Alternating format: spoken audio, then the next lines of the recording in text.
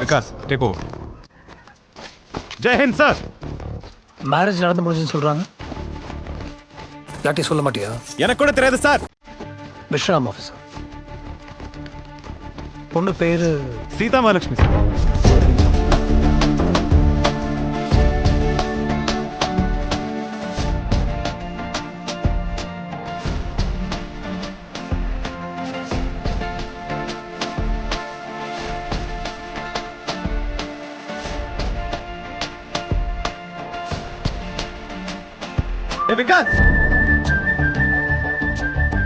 அன்புள்ள ராம், உங்களைப் போலவே உங்கள் காஷ்மீர் உறைந்து விட்டது.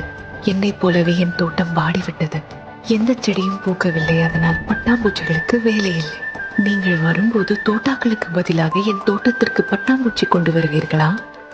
வண்ணங்களுக்கு ஏங்கும் சீதா மகாலட்சுமி.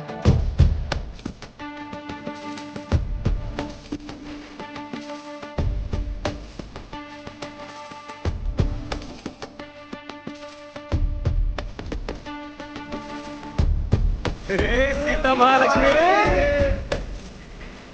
போங்க.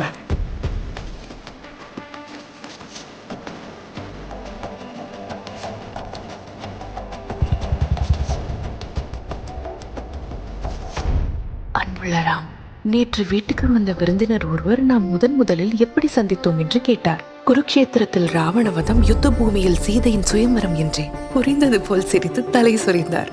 அதன் உண்மையான பொருள் நம்மை தவிர யாருக்கும் தெரியாதுதானே? குருக்ஷேத்திரத்தில் ராவணவதம், யுத்த பூமியில் சீதையின் சுயம்பரமா? ஒரு கனா கண்டேன். உங்களுக்கு 60-70 வயது இருக்கும். அப்போது கூட என்னை சுற்றி சுற்றி சீதா சீதா என்றழைத்து ஏதோ கேட்க பார்த்தீர்கள். கனவு கலைந்த போது தலையணைதான் இருந்தது. அதற்கு ஒரு செல்ல குத்து வைத்தேன். பிரிந்தும் பிரியாமல் சீதா மகாலட்சுமி.